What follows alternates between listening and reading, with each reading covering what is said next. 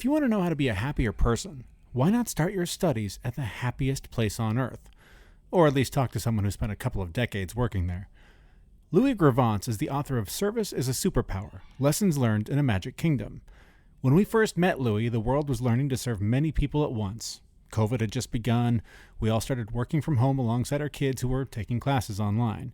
So we had to learn to manage the needs of everyone around us while meeting our own needs in ways we'd never experienced. Though the world has largely gone back to normal, the lessons we learned and discussed with Louie Gravance are as relevant and important today as ever.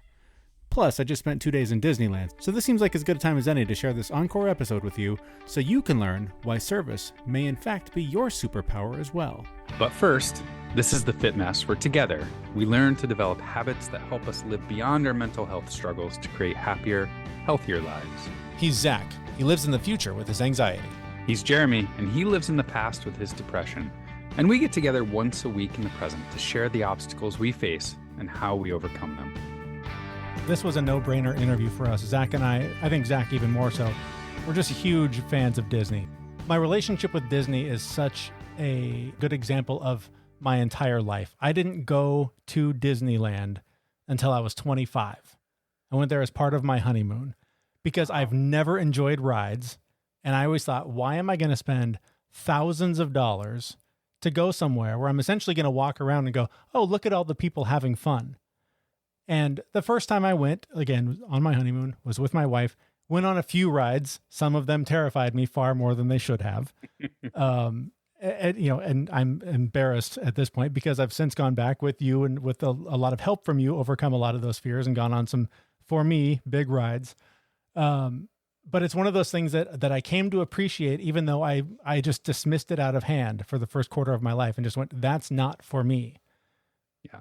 But once I said yes, I discovered this is magic. This is a place where if I could live here, I would. I love going to Disneyland. I love going to Disney World. No, I'm a big fan of Disney as well. I think, so on top of the fact that I really, really love thrill rides, so the bigger the roller coaster I'm in. My dad, actually, who passed away almost 15 years ago, he took my sister and I to Disney World almost every year. So I just remember being super happy as a kid and with him. And that was, the combination of the two were just amazing for me. So now to this day, like I will take my daughter any day of the week, but whenever I'm in Orlando, if I'm there for business, I go to Disney World by myself. Like I love it that much. Has anyone ever looked at you weird? Like, come on, old man, where's your kid? No, everyone just assumes that my kid is somewhere. Right. They're off on some other kiddie ride while dad's off doing the big roller coasters. That's funny. So to talk to a guy who was a part of the inner circle that worked there for almost 30 years, who helped develop a lot of the programs that make Disney what it was. There's just so many lessons in this book that apply to your personal relationships, your professional relationships, your work in general, no matter what that looks like for you right now. We all have to work, most of us anyway. And there's a big difference between doing your job and doing it exceptionally from a customer service standpoint. And it doesn't matter what kind of job you have, you're dealing with people in a way that you can implement customer service, whether it's, coworkers, bosses, vendors, not necessarily the end customer, but you're going to have interactions that if you have really good customer service, in the long run, you're just going to have a better time at your job. You're going to be happier. The thing that's so interesting to me about this is that whether it's work or home or whatever, like maybe it's the isolation talking here, but I feel like when I went to work, I played a character that I don't have to play anymore because I don't interact in the same way. I'm not physically in the same room with my colleagues who are essentially my customers, right? Like I have to tell them what to do. There are expectations that I have and there are things that they need to do to get it done. And I have to manage my interaction with them to get what I want. So in some ways I have to play a character. The person who's there is not the same person I am at home. So trying to transition to working from home, but like still being a dad at the same time, still being a husband at the same time. I'm now trying to please all kinds of customers, many online, some at home. And I have to do it as sort of the most authentic version of myself as possible because I don't have a commute to hide behind. When I'm at work, I'm still at home. So I still have to just be me. I don't have to go and be this professional guy and put on the nicer clothes. Like I've been wearing the same gym shorts for 6 months, man. Like there's no character to play anymore. And so that's been kind of confusing to me. And so I think this conversation that we have with Louie on this episode is so timely because so many people are trying to figure out how to please all of these different kinds of customers all at the same time. Does that make any sense? No, it makes a lot of sense. Now, how do you provide excellent customer service across the board when all of your worlds just collided? Yeah. One of the lessons that you'll hear when we get into this interview is almost like this Buddhist approach that Louie takes to customer service. And it's that focus on now, that focus on what is directly in front of my face. What can I deal with right now? And we live in a time that it's more jarring than ever to do that because I can literally be in the middle of a really high pressure job thing. And then my kid walks into the room and goes, "Look at this ring. Isn't it pretty?" And like all of a sudden, that's the thing in front of my face. She's the customer that I have to serve right now. And I have to do a strong mental shift to go from meet this crucial deadline to not make my daughter cry and get back to that deadline on time. But all you can do is literally be in that exact second, in that moment, and address what you need to address there. Are you saying that your 5-year-old does not understand prioritization? Evidently not. Although her skills with the iPad as a kindergartner are very impressive. Oh boy. Watching my daughter with her phone has been a little bit scary. Yeah. And how quickly they've adapted to them. Yeah. But I hear you. I try really hard to keep my work life and my personal life separated at home. So I have a dedicated room just for working. And my daughter comes in occasionally and she gets on camera. People at work have seen her. Yeah. And, but I've seen everyone else's kids and it's no different. So it is interesting because the whatever character I am playing for work at that moment breaks. Yeah. For just a second and throws me off my game occasionally. And I think we're learning a lot about those characters that we play. Like it's just weird that I haven't had to really be that guy. And occasionally I do, right? We'll have a call with the boss where we got to check in and plan something or whatever. And all of a sudden I realize like, oh, I'm probably being a little too casual. Like I'm a pretty casual guy anyway. So I mean, it's not a real thick mask that I put on when I go to work, but it's enough of one where I realize like, oh, that was probably a little bit too much of a smart ass remark to make to my boss over the phone who I haven't seen in 7 months. Right. Well, there's another Disney guy, Lee Cockrell, who in one of his books, I don't remember which one off the top of my head, but he says you should be the same person you are with your boss as you are with your peers, as you are with the people that you manage. If you have to change and be a different person around your boss, something's wrong.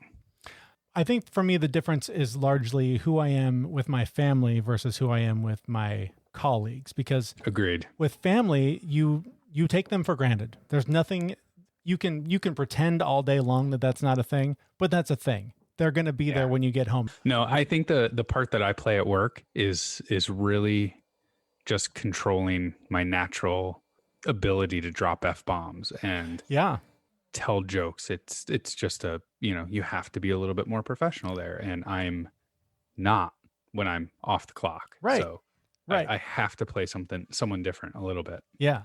But you got to be show ready, right? I mean, that's the thing. That's what we're going to hear from Louie Gravance. He's the author of Service is a Superpower. We had a chance to talk to him a couple of weeks ago, and we were able to talk about how the magic of Disney customer service really relates to your life now in whatever version of normal this is.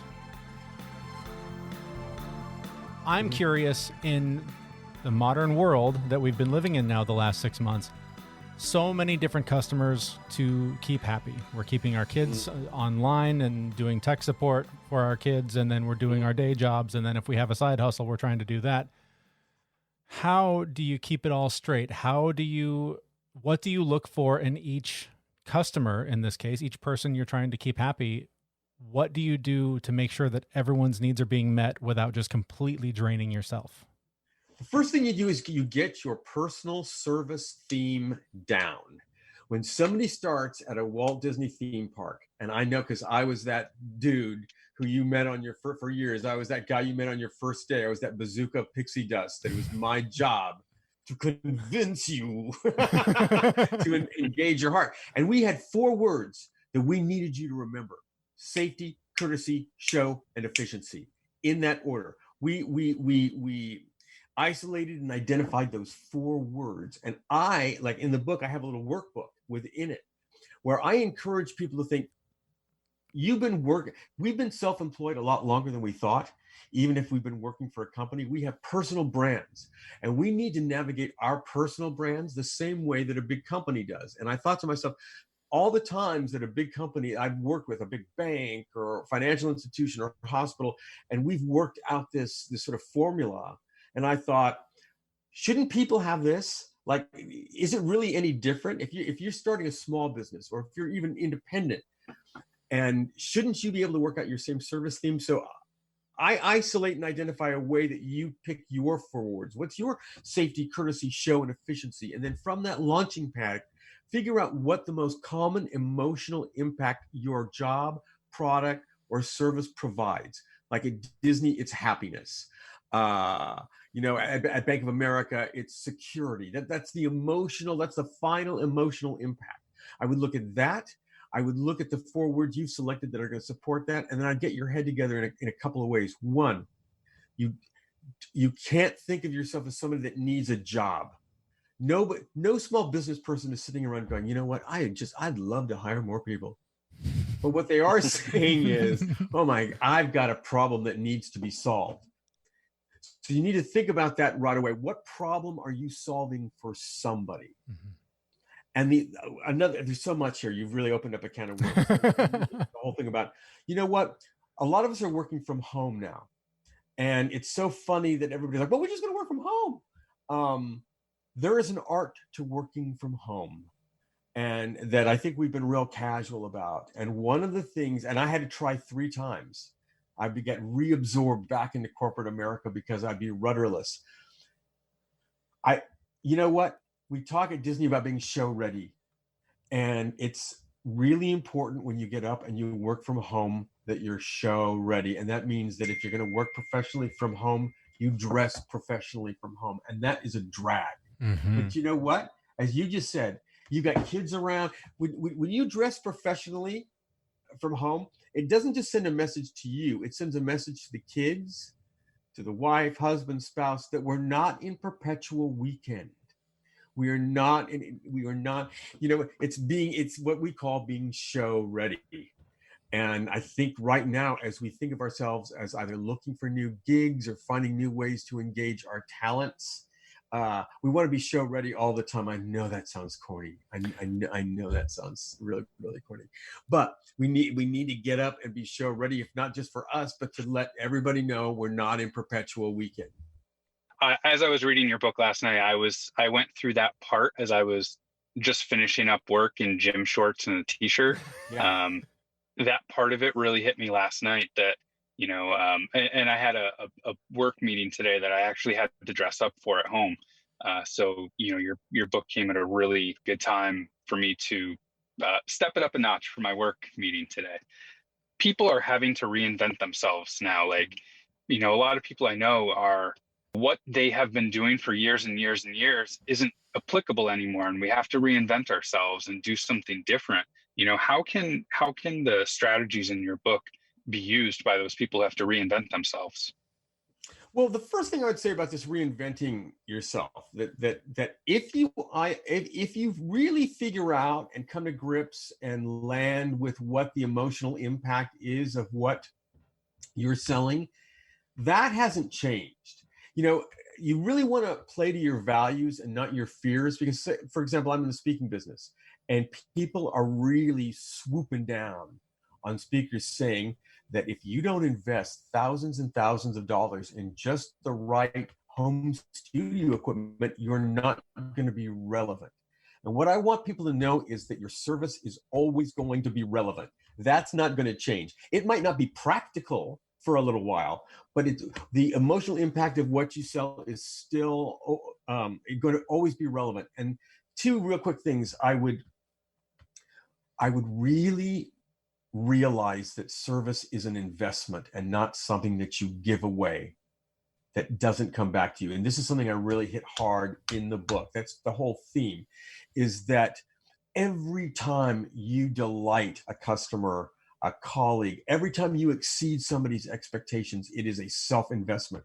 And excellence will always seek and find other excellence. As I point out in the book, I was a child actor until I was too hairy to be one. and then worked in a restaurant, which usually you work in a restaurant and then you get on TV. But my life plan was to be on TV and then lose everything and realize what a punk I was. Just a self-entitled punk I was. And so I find myself working in a restaurant and I have no skills. I have no waiting skills. So I thought, oh, no. I better act like I know what I'm doing. What am I going to do? I know. I'll act like I worked at Disneyland. I will act, and then I'll be so gracious that people will not notice how bad my actual waiting skills are. And it worked because the intention was there. And that's the other thing, is that the first skill of the service superhero is intention. And your intention is going to be as relevant today as it was yesterday, as it was pre-COVID, as it was post-COVID. That's the thing we have to realize, is that our service is always going to be relevant. And if you feel lost, think of the people who you've delighted in the past, in the jobs you've had in the past. Think of those people. Think of those incidents. And I would find a way to reconnect with that energy, those people. And they might at least steer you in the right direction. They know you for other excellence. Remember, I said excellence will seek and find other excellence. That's how I got plucked from working in a restaurant to then work at Disneyland. So, which started my Disney career and got me back into show business. So there's a lot there. Yeah. I'm curious. You mentioned a couple of things that set off my and I mean this in a positive way, my woo-woo brain. The idea of imagining yourself as a Disney performer in that waiter job. How much, and maybe it's the same answer you just gave us, but how much do you believe in manifesting your own destiny and believing, like, if I just believe that I'm going to do this, it's going to happen either through my hard work or destiny or whatever? Okay, well, here's the thing, and no one else has asked me that question, but my business is a strange, covert, metaphysical mission. So, I used to teach something called A Course in Miracles, and I know people make fun of it, via, other spokespeople of it, but I wanted to bring metaphysics and metaphysical principles to industry. And that's why the first program I ever wrote for Bank of America was called the Bank of America Spirit.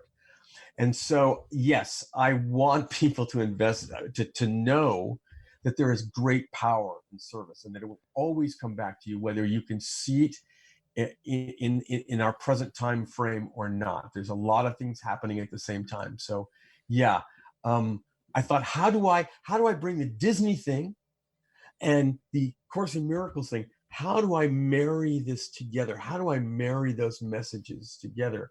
Hence, service is a superpower, lessons learned in a Magic Kingdom. So you were talking about excellence, finding excellence. And I'm just curious, with millions of people sort of waiting for that next job, waiting to get hired, waiting for some sense of whatever the next normal is going to be to happen. How do you make your excellence stand out when you're on the beach waiting for someone to respond to your resume, or waiting for the job market really to even open back up to create those opportunities?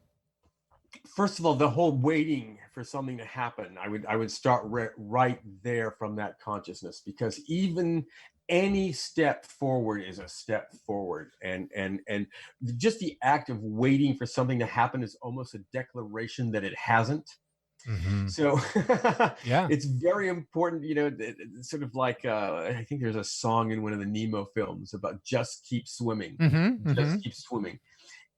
Even if even if it's getting your files together, even if it's doing sit-ups, if any forward motion at all will lead to another forward motion and will get you out of that that mindset of I'm waiting for something good to happen. And until then, I'm in a state of suspended animation. You know, we used to have a thing at Disney called, you know, they're big with acronyms there, and it was called WIN, WIN, WIN, Mm-hmm. WIN. And what it meant is what's important now. And I always tell people when you're and I've been in this situation where I was completely overwhelmed. Mm-hmm. What I say is do whatever is physically right in front of you, literally right in front of you. What is closest to you physically? Yeah. Do that. Whatever needs to be done that is within the closest proximity to your body, start there.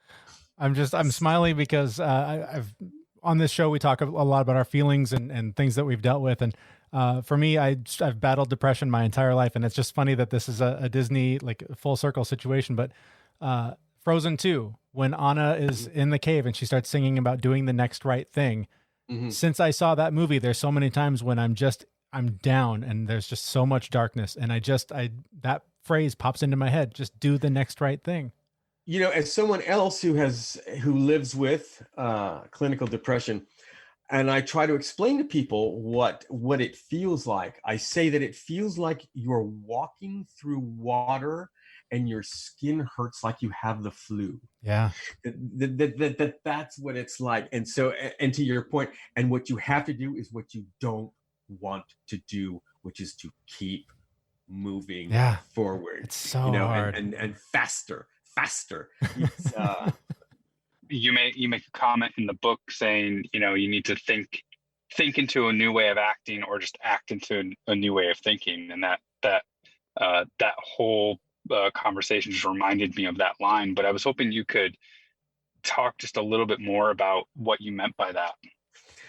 Well, as I can tell, that just as you and Jeremy, you and Jeremy demonstrate sort of how different right brain and left brain thinking, just quite obviously, people can come at change differently. For some people, they have the ability to think themselves into a new way of acting. For people like myself, I have to act my way into a new way of thinking. I have to act as if. I have to move forward as if. I know people that have a serene core that can think themselves into a new way of thinking.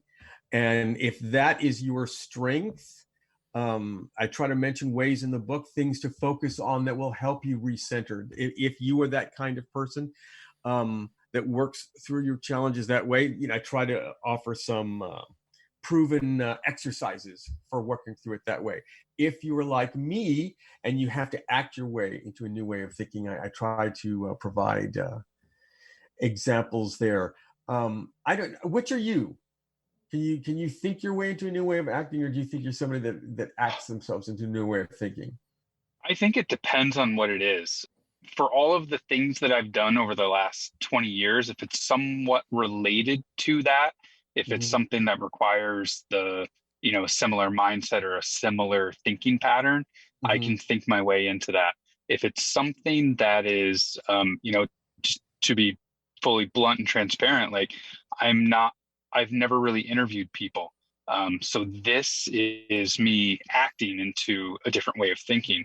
Right. When we started doing these interviews, I couldn't prepare myself. I couldn't think my way into a conversation. And so I just had to jump in and act like I knew what I was doing, when in the beginning, it was very apparent I didn't. And as we've gone on, it's gotten better. But for me, it depends very much on the situation. You know what? Because I think that we, as it says in A Course in Miracles, we learn what we teach. For example, I appear very carefree on stage. I appear very, very, very, very comfortable on stage with my message. Very few people know how often I throw up. And I've been in show business since I was a small boy. Wow. And I've learned to not even fight it anymore. If it's going to be one of those and I can feel it, I can fight it, or I can let it go. And once I am pushed out on stage and begin the actual process of the demonstration of my message, I feel totally at ease, and it's the most comfortable I am on the entire business trip. But leading up to it is sheer hell every single time, because I too, I can hear sometimes I can hear my dad's voice. I remember when I started getting successful at this, bless my father, he's no longer with us. And I was just sort of explaining, what I talked about, what I did. And he found out how much speakers get paid.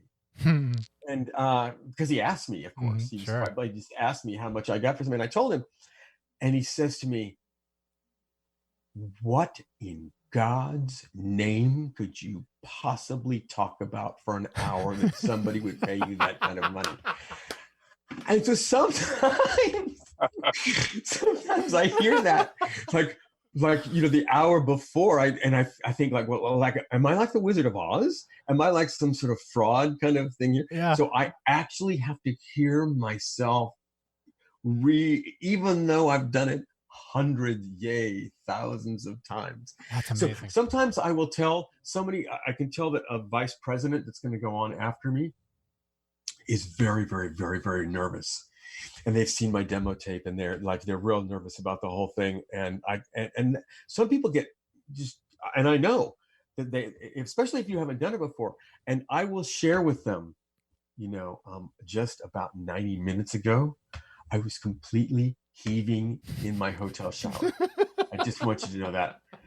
And they will go, "Thank you for telling me that. No, really, honest to God, thank you for telling me that." That's awesome. So I don't always offer that, but there are times when I just go, you want to know the truth?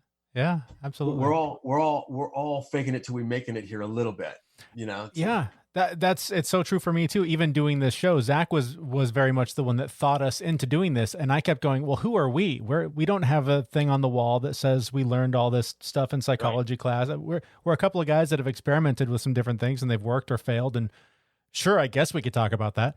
And it wasn't until we turned on the mics and I just had to do it to feel what it was. And now it's interesting because so often I always try and, you always hear the question of who's your audience when you're trying to figure out how to market something or whatever.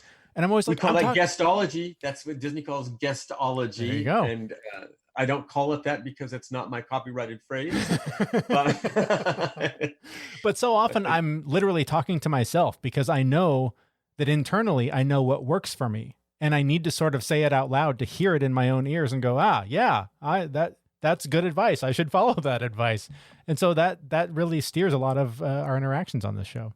What we used to say at Disney, that our restaurants tell stories, the attractions tell stories, the garbage cans help to tell a story. Everything helps to tell a story. Everything's sort of a moving narrative that we would engage the employees that we called cast members to join.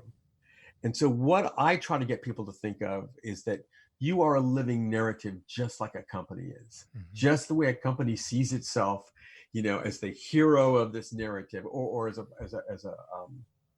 participant in this narrative. I encourage people to think of themselves. There's a great book now, not written by me, called The Story Brand. And what it basically says is, right now, and this is a good way to think, no matter what service industry you're in, you're basically following one script. And this is the script. Your customer is Luke Skywalker, and you are Yoda. Bam. Done. Yeah. So no matter, this is his contention. Yeah. That no matter what you're providing, no matter what you're serving up or making, your customer has a need. They aren't going to be able to fulfill that need without your guidance. And then whether they have a happy ending or an unhappy ending is largely up to them. But in the structure of the story, you are the guide. Your service is part of guidance. Your product is helping somebody do something. So his contention is, they're Luke Skywalker and you are Yoda, period. That's awesome. It seems simplistic, but I mean, it's a curious thing to ponder. Well, again, we're huge Star Wars fans, so that, you're pushing all the right buttons. You've got us pegged for sure. I now am going to walk around calling myself Yoda for at least a couple of months, just based on that. But we all are basically, we are the connection between what a customer wants we're that conduit one way or another. So I understand the analogy. Definitely. From the book, give us a couple of takeaways that the person who's out there hearing this interview, looking for just sort of that next big thing, looking to either get that promotion, get that job, just get through the day without pulling their hair out. What are some sort of key takeaways that folks can take from this conversation? All that is given is ultimately given to ourselves. All that is given is ultimately given to ourselves. And I think of an animated movie. An animated, like, there's like a one drawing, one cell, one drawing, one frame of an animated movie. And think about how many hundreds of people and thousands and thousands of dollars go into making that one frame. And you look at that one frame and you go, oh yeah, well, that's very pretty, but it doesn't tell a story. You have to see 24 of those frames go past your eye a second to see movement, to see narrative, to see the heart, to find the emotion in it. The same is true with our service moments. When we just look at one piece of our job, one piece of our task of our job, that's like looking at just one frame.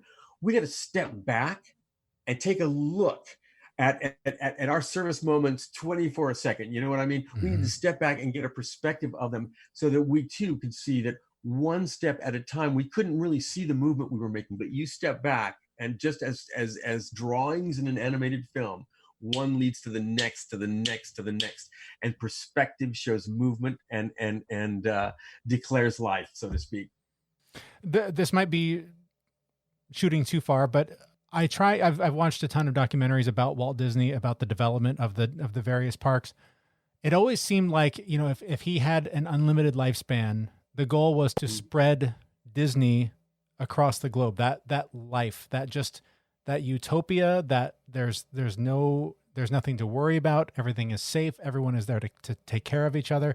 There was just a real sense of unity that I saw in those documentaries. Just from the inside, I'm curious, is that something? Okay, there was a pivotal moment, and that was the World's Fair, the 1964-65 World's Fair, where Walt Disney thought that maybe his entertainment, the parks and that kind of thing, would be thought of as hokey. But once he got involved with the World's Fair and saw how other cultures reacted to the product, and he saw that you could get other corporations to pay for your rides. That's the trick. He this sort of dream was married, and I don't know that he thought of spreading Disney in sort of a cult-like thing, but the way of bringing excellence in entertainment, the finest in entertainment, and that Disney quality and standard. And remember, he felt very strongly about our country, so he saw Disneyfication and Americanization is almost one and the same. So that had a huge impact on had he lived much longer. That's how Epcot was born. Was because of that experience. Yeah. And yes, I definitely, he wrote letters about how the internet was going to work. The year that he died, he'd already been spoken to by people about how you were going to be able to simultaneously speak to the world and how people were going to be interactive. So yes, he was quite a visionary. It's amazing. One last question. Is there any Disney secret, something you saw from the inside that would be mind-blowing to somebody who's a big Disney fan? I think people would really be surprised if they actually saw the underground underneath the Magic Kingdom.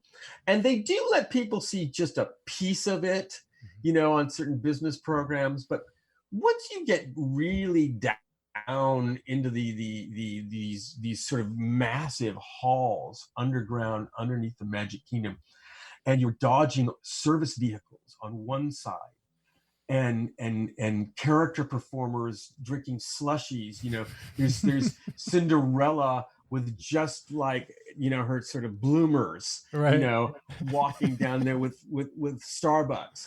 The sheer surreal, there's two things. The sheer surreal moment of that, and the other thing is, if you ever have the opportunity to be in the parks when all the lights are on and nobody else is there, that's a very hard thing to explain to somebody what that's like to take in with just you. When Zach and I went, Ye- when Star Wars opened, the Star Wars land opened in California, we went and we were one of the first people that went. And it was one of those things where in the morning they're ushering us through the park to get in the queue. And Yeah. it was eerie how it was just empty, but like beautiful at the same. It's so hard to describe that feeling of. It is eerie. It is. And you know what? I went to the Grand Floridian the other day to tape a message for a group I'm going to speak to.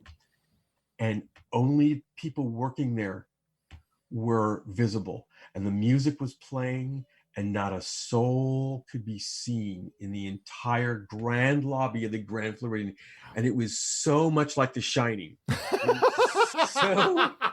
It was sort of like Disney's The Shining. It's truly remarkable.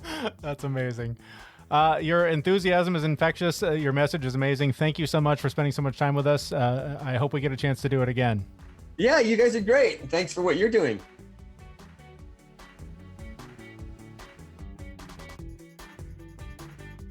It's so funny that he said, seeing the park empty.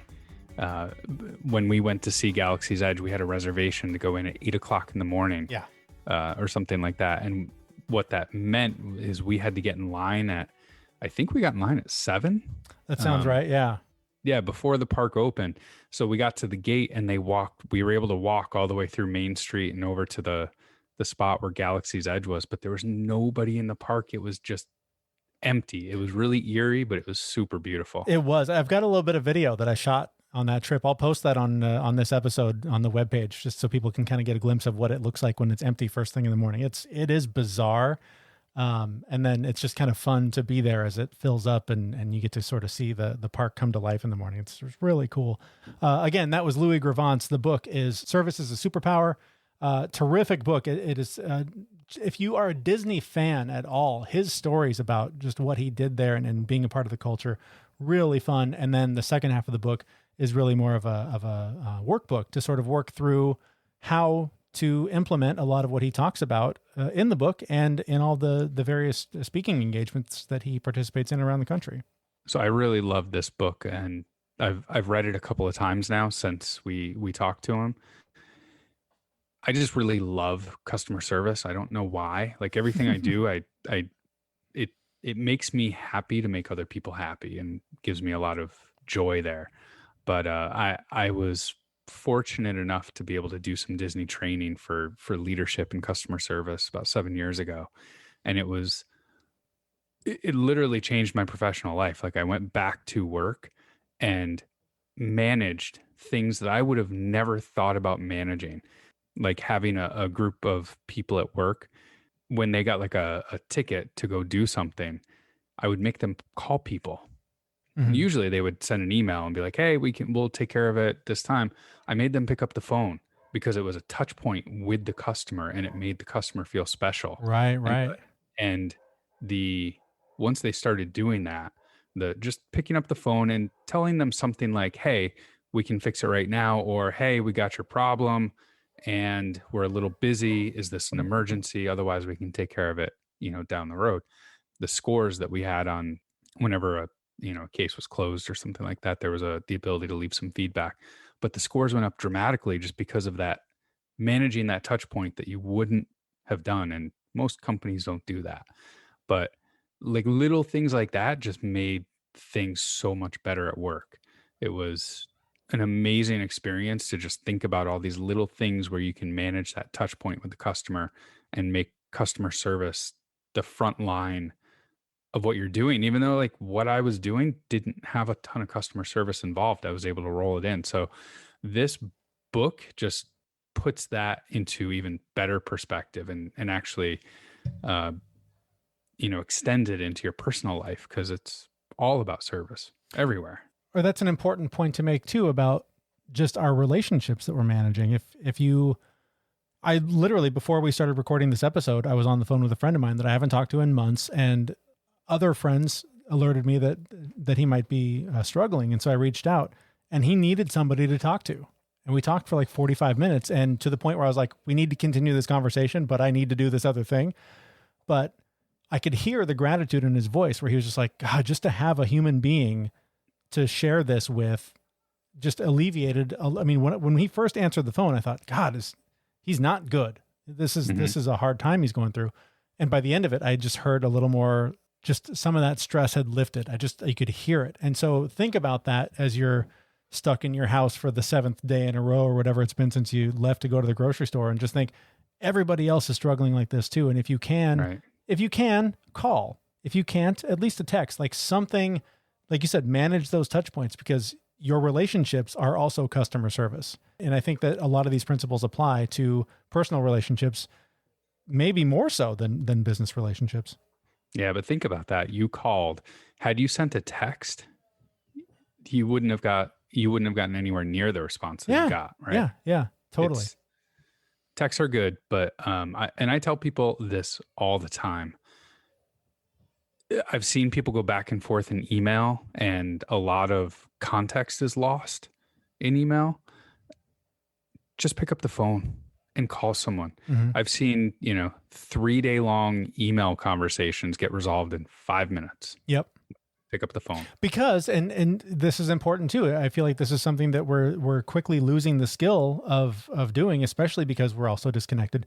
But like shutting up and listening is so crucial, because we all do this. We all do this thing where we have these points we want to make. There's these things we want to say. And no matter what is happening in the conversation, we've got this list of, I've got to hit all these points.